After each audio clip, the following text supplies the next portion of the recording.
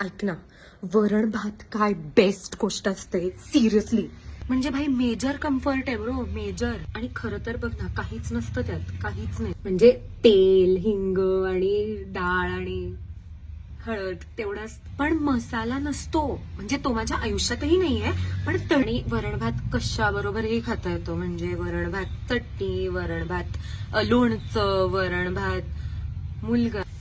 वरण भात खाल्ला ना की असं तोंडातले सगळे पहिले टेस्ट बड जसे जागे होतात यार, पण काही नसतं त्याच्यात. आणि गरम वरण भातवर तूप असं विरघळताना लोक लग्नात जातात कारण त्यांना अजून पनीरची भाजी हवी असते, पुलाव हवा असतो, गुलाबजामुन हवे असते.